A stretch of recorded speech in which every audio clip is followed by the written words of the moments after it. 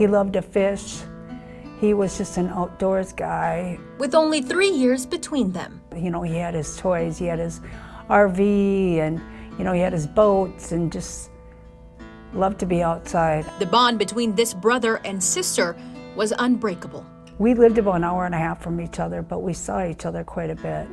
Born and raised in Minnesota, Always spent holidays together.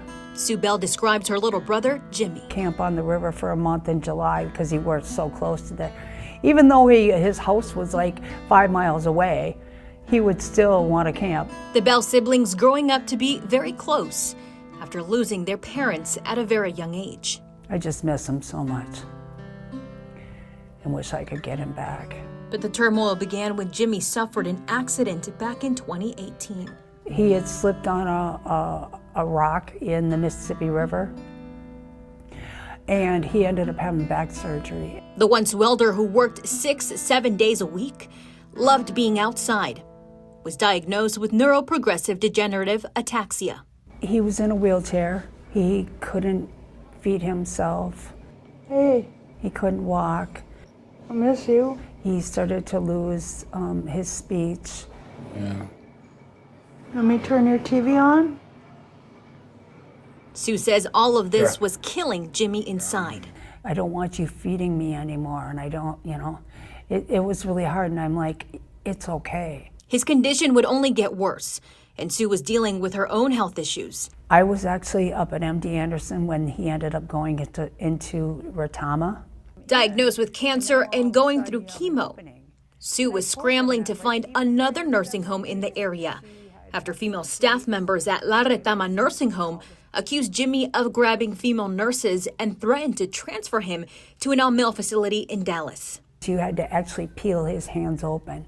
And so that's how we knew that there was no way this was happening. That is when Sue called Pelican Pointe to try to relocate him, but they told her they were completely full until she got a call 2 weeks later. Pelican Pointe called and said that 4 people had died and that they had openings. And that should have been my first sign right there. Sue was desperate to keep her brother close, so she moved Jimmy to Pelican Pointe, a decision she regrets.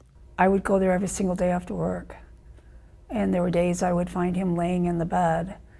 The bed was completely full of urine. His diaper was soaking wet. And I'd ask them, why is this? I mean, he should not be laying here in a soaked bed full of urine.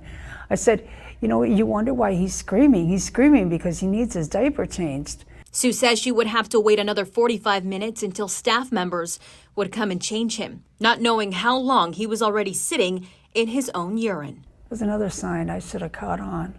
Sue believes her brother was over-medicated, sharing this video of him fighting to stay awake at 3 p.m. Can't you even open your eyes? Are you okay?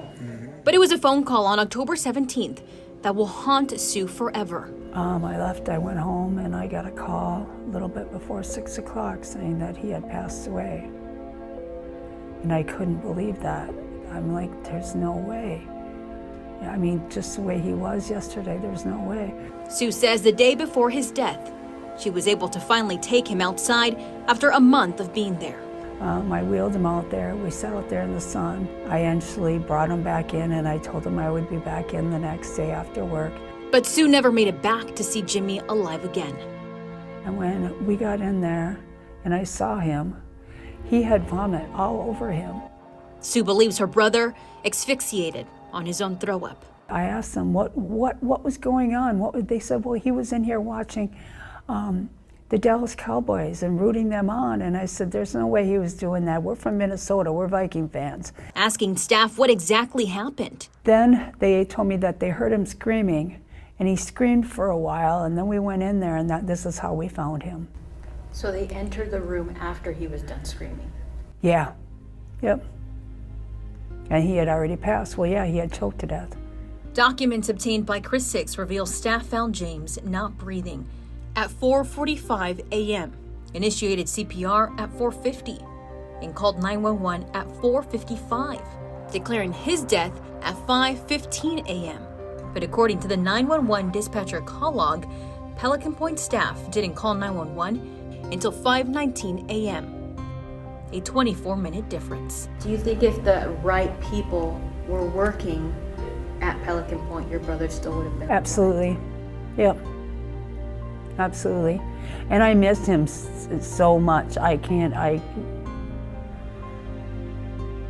even express. So to put him in a nursing home, and I'm the one that did it, I feel guilty. I felt guilty since the day he died. Now, all Sue wants is to warn others about the dangers of this facility and to one day shut it down. For the people at Pelican Point that might watch this story, what do you have to say to them? You should be ashamed of yourself. All of you that work there. Maybe some of you guys are doing your job, but the people that are hired there, they're completely incompetent. Having these final words to those who might listen. Just pray that they get shut down. Something's got to happen before somebody else dies.